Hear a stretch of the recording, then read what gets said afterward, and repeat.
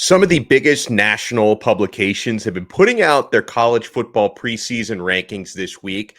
Are they being fair to the Miami Hurricanes, or is it disrespect as usual? You are Locked On Canes, your daily podcast on the Miami Hurricanes, part of the Locked On Podcast Network, your team every day.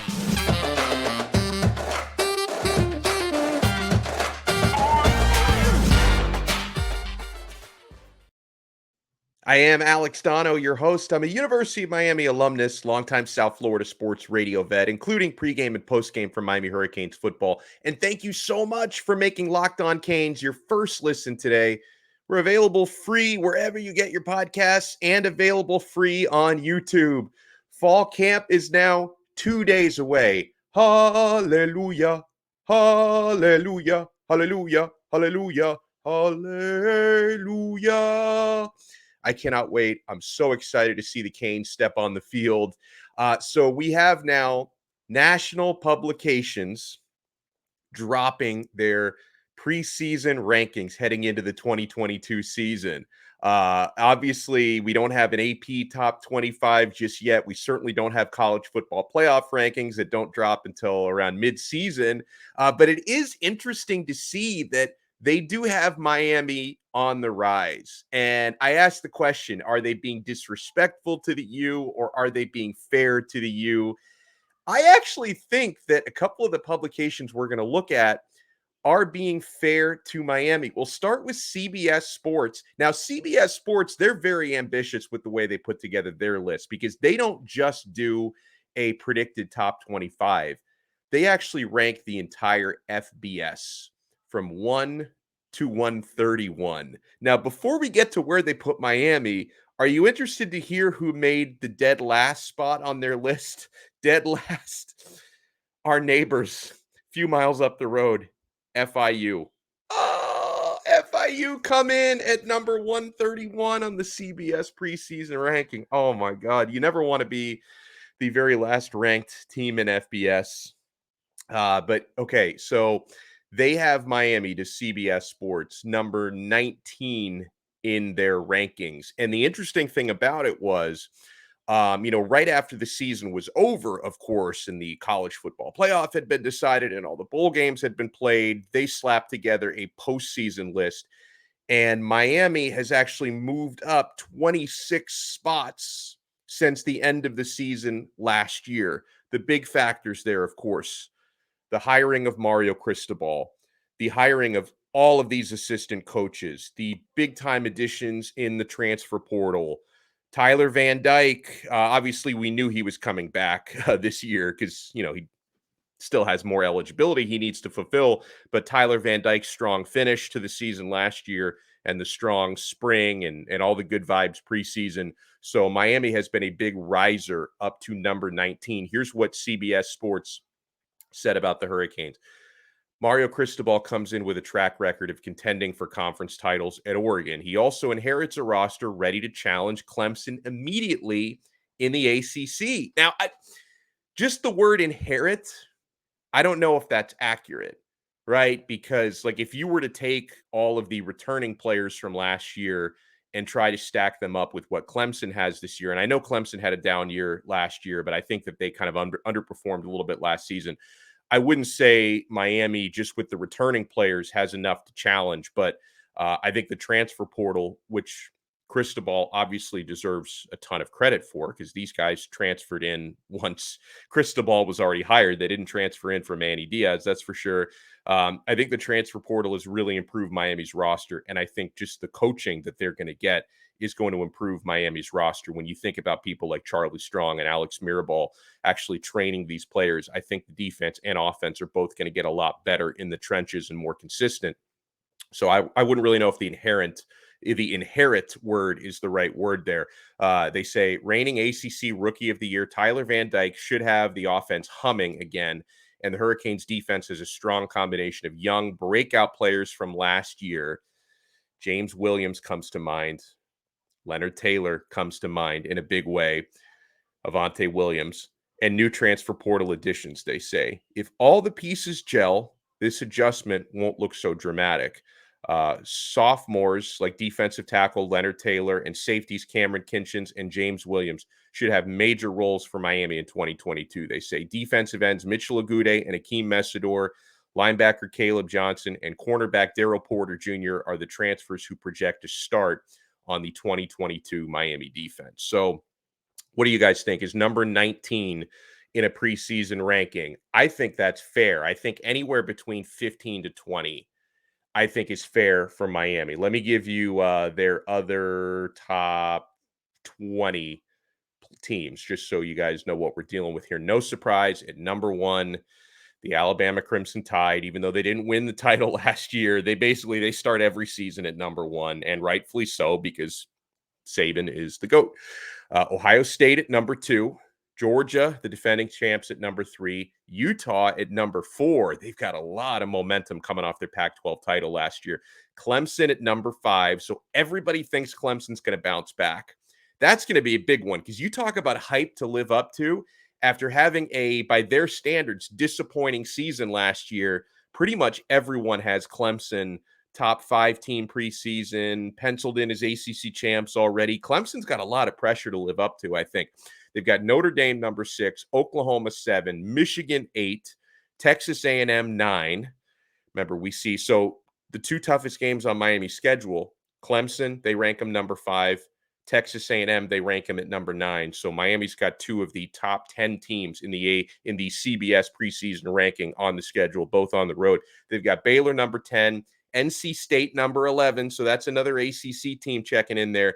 USC number 12, Oklahoma State number 13, Mario's old pals, Oregon at number 14, Wisconsin 15, Arkansas 16, Cincinnati 17, Penn State 18, Miami 19th, Michigan State 20th, Wake Forest 21st, Houston 22nd, Kentucky 23rd, Tennessee 24th, and our pals in the coastal, Pittsburgh at number 25. So that's the way that CBS Sports ranks us. Here's where Miami checks in on the Sports Illustrated list. And of course, I now work with the Sports Illustrated family on allhurricanes.com. I had nothing to do with this ranking, though. But I'll tell you what, man, Sports Illustrated, I think they're giving Miami some respect as well. So Miami checks in at 17th on the Sports Illustrated preseason ranking. They only did a top 25. They didn't do like 131 like CBS did.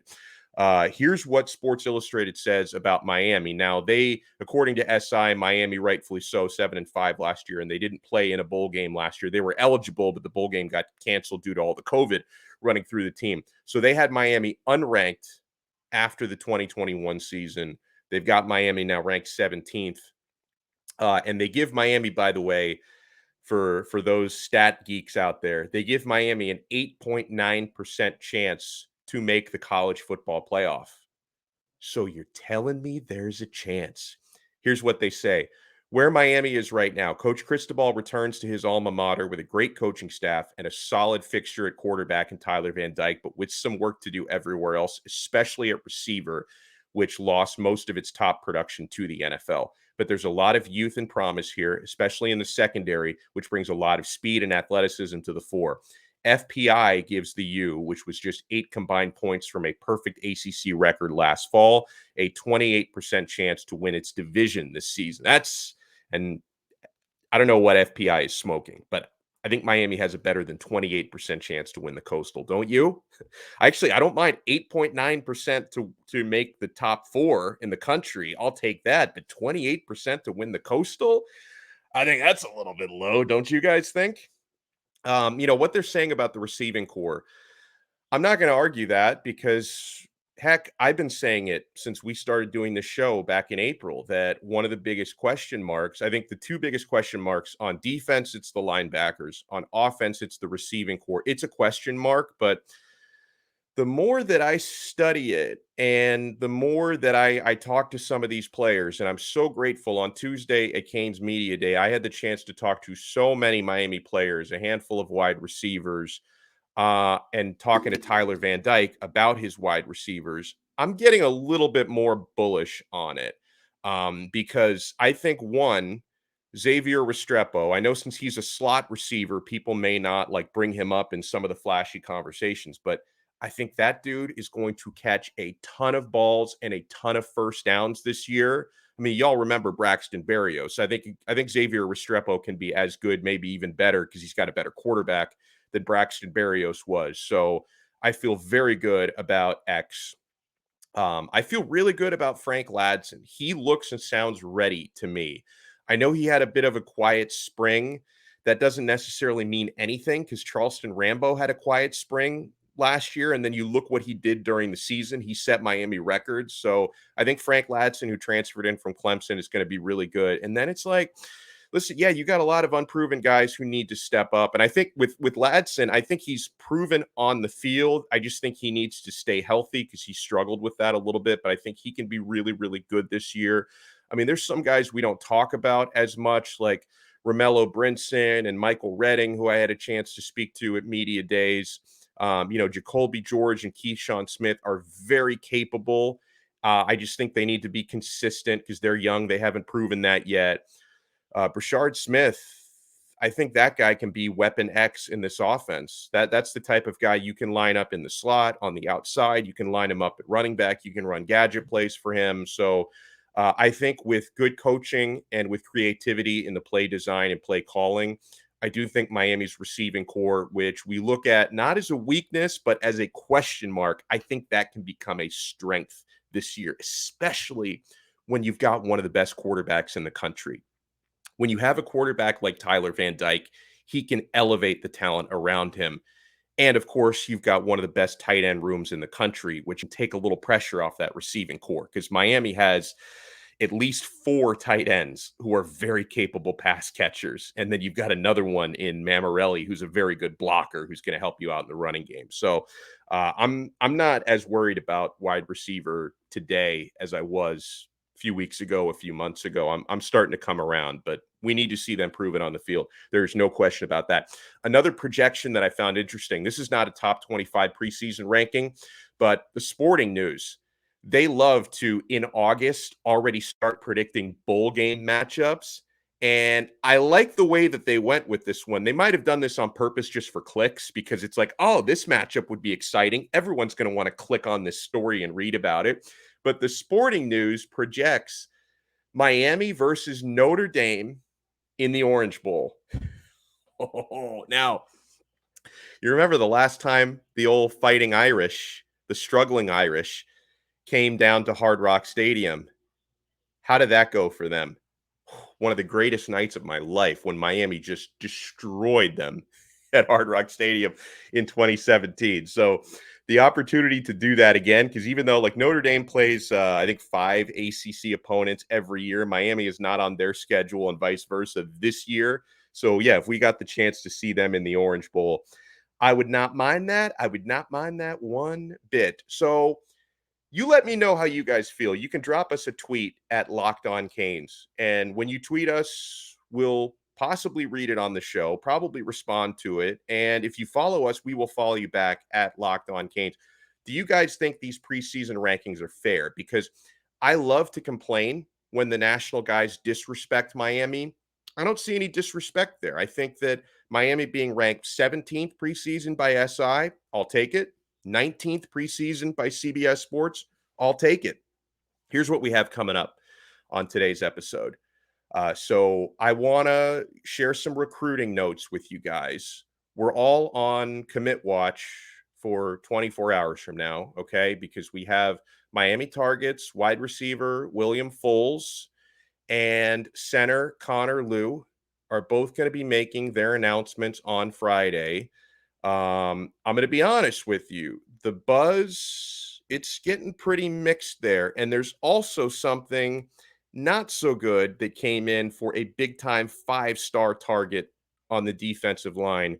We will talk a little Cruton with you right after we talk about Built Bar. Hey, if you haven't tried the Built Bar Puffs yet, you're depriving yourself of one of life's greatest joys. And guess what? There's a new flavor. Delicious, indulgent cookie dough covered in chocolate. That's right. Built has done it again. And guys, I'm so frustrated because I ate my last cookie dough puff today and I put in the order and it's like I'm chomping at the bit to get my next box in. Let me introduce you to your new favorite. Cookie dough chunk puffs have a light and chewy texture, real cookie dough chunks. And of course, They're covered in 100% real chocolate. I know one of our listeners, Mark, recently ordered a box and he loves them. Guys, the cookie dough chunk puffs are my favorite flavor of Built Bar yet, and I've tried a lot of them. All of the joys of eating cookie dough without the hassle of making it. Plus, it's healthy for you. Cookie dough chunk puffs are only 160 calories. They have a whopping 15 grams of protein. So run to Built.com to snag a box for you and the family. Like all Built Bars, the new cookie dough chunk puff is covered in 100% real chocolate. That means they're healthy and tasty. Chocolate-covered cookie dough with a light, fluffy texture. So good. And what's great about Built is that all of their bars and puffs are made with collagen protein, which your body absorbs more efficiently, and it provides tons of health benefits. So eat something that tastes good and is good for you. You're going to love the new cookie dough chunk puff, whether you need a snack for your workout, a late night treat, or just to grab a quick bite. Built is the perfect protein bar, and they taste better than a candy bar, guys. So ditch the calories, the fat, and the sugar, and grab yourself a Built bar. Go to Built.com and use our promo code LOCKED15 to get 15% off your order. Use promo code LOCKED15. Thank you so much for making Locked On Canes your first listen today. We're available free wherever you get your podcasts, and we are available free on YouTube. So let's talk some recruiting here. We don't have an announcement date for this player, I don't believe, but someone Miami is recruiting very heavily, and he plays at IMG Academy, which is becoming a Miami pipeline. Samuel Mapemba, 5-star edge rusher. He did yesterday get a crystal ball prediction to Georgia, not to Miami. He's got, this is from 24/7. Of course, they do the crystal balls. He does have a low confidence crystal ball to Miami from Andrew Ivins, but he's got a medium confidence crystal ball now from Steve Wiltfong, the Grim Reaper. Now, I can't remember who it was, but there's a guy who comments on YouTube sometimes, and he always tells me, for whatever reason, he hates it when I talk about the Steve Wiltfong crystal balls. Like I don't know, it's become a pet peeve for one of our commenters. So I guess I apologize for doing it so much, but it's kind of become a running joke on this show because Wiltfong is rarely wrong. The Fong is never wrong, we say, right? Now, but you do have to remember this about Steve Wiltfong. He doesn't have a perfect track record. Sometimes he is wrong, and sometimes he changes his crystal balls at the last minute. That's why he's so good, because there's no penalty for changing a crystal ball. He did that with Olaus Alanen, right? Because he had dropped an Olaus Alanen crystal ball to Miami a couple weeks ago. Then a couple days before Olaus made his announcement, and he did choose Alabama, Wiltfong flipped his balls from Miami to Bama, so he got credit for it, even though he did change it. So, it is what it is. We'll see how this plays out with Samuel Mapemba, but I still feel a certain amount of confidence from the Miami side in that all the IMG guys seem to be coming to Miami, and he's got a lot of teammates there that are recruiting him to Miami. So I'm going to say it's not over until it's over for Samuel Mapemba. So here's something on Connor Lew, the center out of Kennesaw, Georgia, 3-star. Now, it sounds like Miami staff really likes Lew, who's going to be announcing on Friday. I've even heard that Miami's staff have actually rated him the best uncommitted center in the country, that they think that highly from him, even though he's only a 3-star guy for those who live and die by the star system. I don't. I talk about the star system just as a reference point, but, the stars it's a lot of politics come into it. And if you're related to the Mannings, you get 5 stars automatically, even if you don't show up to any camps whatsoever, like Arch, who I think might be a little bit overrated, but that I don't want to go down that rabbit hole right now. But here's what I was told last night by one of our insiders from Sports Illustrated, that Auburn feels their confidence growing for Connor Lew. That's exactly what I was told. But I've heard similar feedback in recent days about Miami, that Miami's confidence had been growing for Lew. But maybe this is one of those things where guys, in the age of NIL and with how public recruiting has become these days, things can change a lot. So I've felt really good about Connor Lew this week, but apparently from the Auburn side, their confidence has been growing. So we'll have to see what happens with this one. Unlike Wilt Fong, I'm not ready to flip my Donno balls yet. I still have a Donno ball logged for Connor Lew to the U, but I do want to let you guys know that apparently Auburn is really pushing for this one. But when it comes down to it, it's like if your final two choices come down to Auburn and Miami, like where do you really want to be, Connor? Like, yeah, I've never been to Auburn, Alabama, but I can't imagine it's a better place to be than Miami, Florida. I can't imagine that. So, Connor, make the right decision. If you want to talk to me and I can tell you where to get the best croquetas and, and all that good stuff down in South Florida, feel free to slide into my DMs, bro. I will set you straight. So with William Foles is another one we're going to have to wait and see for. 4-star wide receiver out of Dade Christian and Avant-Garde. He's going to be announcing tomorrow. Pushed back his announcement a couple days from Wednesday to Friday. And I'm curious about this one because I think Miami might still be interested, even though we've gotten some reports the last week and a half that maybe Miami's backing off his recruitment a little bit because Miami might have bigger fish at wide receiver in mind, and they want to make sure they're keeping their options open and their scholarships open. So we'll have to see what happens. I think William Foles is going to keep us in suspense. He might even choose FSU tomorrow, and then all the Florida State fans are going to be bragging about finally getting a recruit that anyone's actually heard of. I don't know who's going to throw them the football because their quarterback situation seems pretty bleak, but we will see how that one plays out for William Foles. So this is not a recruiting note, but this is definitely something to watch when fall camp starts. I heard through the grapevine that James Williams, Bednarik watch list, one of the best safeties in the country, one of the best young safeties, best safeties period in the country, James Williams, he might get some work at Sam linebacker. We'll see how that plays out if that really does come to fruition in fall camp. So people have asked me, and I haven't had a great answer for it because, Miami coaches keep this stuff pretty close to the vest. People have asked me, how can Miami get Cam Kinchins, Avante Williams, and James Williams all on the field at the same time? Because they're all three so good. It seems kind of, counterproductive to have one of them sitting on the bench for every play, right? So this might be a way to do that. If James Williams, who's got the size to play a little bit of linebacker, but listen, it is worth noting cross-training at different positions. It's going to happen a lot with this coaching staff. They've already been cross-training and off-season workouts a ton.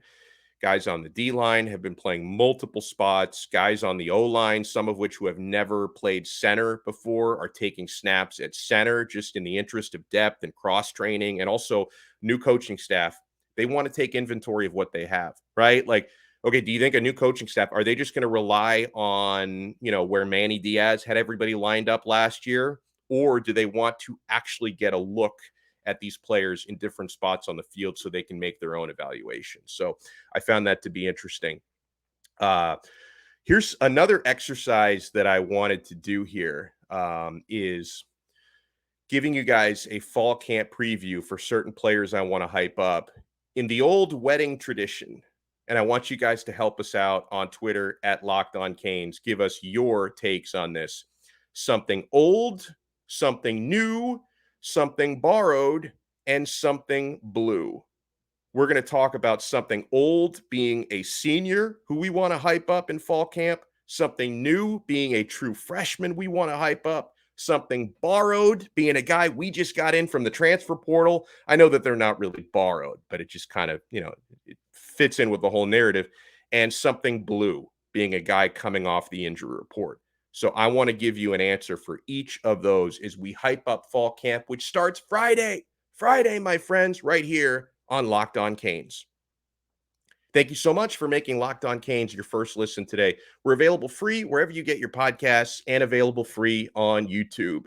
Something old, something new, something borrowed, something blue heading into fall camp. So for something old, and, no disrespect to him, he's still a lot younger than I am, okay?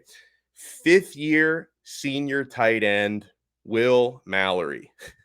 He looks jacked and ready to go. I saw this dude at media day, and he looks like he's ready to run through walls and just demolish people on that field and run through tackles left and right. I think it's awesome that Will came back for his senior year because, listen, I don't think he would have been a high draft pick last year. Maybe he will be this coming year. I think it's good for him that he came back, and it's good for the whole tight end unit because he can mentor Elijah Arroyo, who I think is ready to break out. He can mentor Jaleel Skinner, who's a true freshman, and he's got all the upside in the world. And I think Will Mallory's going to have a really nice year. He did get some love. He was put on the All-ACC preseason team for tight end, so there are some high expectations for Will. He was very good second half of last season once TVD found his footing. So for something old, fifth-year senior Will Mallory. For something new, I can't stick with just one here. I'm going to violate my own rule and give you two. I'm going to give it a tie. I'll give you one on defense, one on offense. Nigelite Kelly, true freshman defensive end, who's only 17 years old. And this guy, he's ready to dominate. And Trevante Citizen, true freshman running back, 221 pounds now. He is dominating the strength and conditioning program. And you would never guess this guy's an 18-year-old because he looks like he's 21, 22-year-old experienced running back. And the coaches can't run out of nice things to say about him. Mario Cristobal says he's ready to compete for playing time right now in one of the deepest running back rooms in the country. So, yeah, Nigelite Kelly and Trevante Citizen for me. But I could have also gone with Cyrus Moss, right? I could have also, I don't know, there's a number of Wesley Besaint that could have gone with him. Like, it's something new, I think, is the hardest because I'm so excited for some of these true freshmen. For something borrowed, transfer portal. This is another hard one, okay? I'm not necessarily saying he's the best player who came in through the portal, but he's a really good player at the biggest position of need. I'm going to go with Caleb Johnson, linebacker out of UCLA, who's almost a no-brainer to be a starter this year. Probably, one of UCLA's two best defensive players last year. They didn't have a very good defense, but he was really, really good on it. He was actually one guy who really popped on film for them. And we needed him because linebacker depth wasn't that promising, right? So Caleb Johnson, to me, really good player at a big position of need. That's why I give him the edge over some other really good transfers that Miami got. Now, for something blue, somebody coming off of injury, I'm going to go with Don Chaney because he had a serious injury last year, blew out his knee, off-season surgery, and the knee injury happened, I think, in September, so he missed almost the entire season last year. Went through a really tough journey, surgery and rehab. He looks fantastic, and it looks like he is ready to go this year. And Chaney is a big X factor in that running back core because he has all the goods. Well-rounded back, three-down back, can do everything in that backfield. If he's truly 100% healthy and he looks like, a better version of his old self as a true freshman from a couple of years ago, Don Chaney is good enough to be a starter in this backfield and in most backfields in the country. So that's going to be my guy, something blue, coming off of injury. So if you guys want to let me know yours, to @LockedOnCanes on Twitter, something old, something new, something borrowed, something blue, hit us up @LockedOnCanes. I did steal this segment, though, from somebody else on the Locked On College Network, but he put it in our group chat and said, anyone who wants to use this, go ahead and use it. So I committed theft. I stole it, and I'm having fun with it. Ran out of time for Q&A because I talk so darn much. So we'll do Q&A on Friday's episode because I got a couple really good questions that I want to go over. So if you guys want to sneak in a question for us to answer on Friday's episode, @LockedOnCanes on Twitter. And thank you so much. Hey, get more on the ACC by making Locked On ACC your second listen every day. Host Candace Cooper and the local experts take you across the ACC in 30 minutes or less. Locked On ACC. We will talk to you guys again tomorrow. We're going to have a fall camp preview with our boy Blue. Larry Bluestein is going to join us, one of my favorites in the community. We will talk to you tomorrow on another episode of Locked On Canes, part of the Locked On Podcast Network. Your team every day.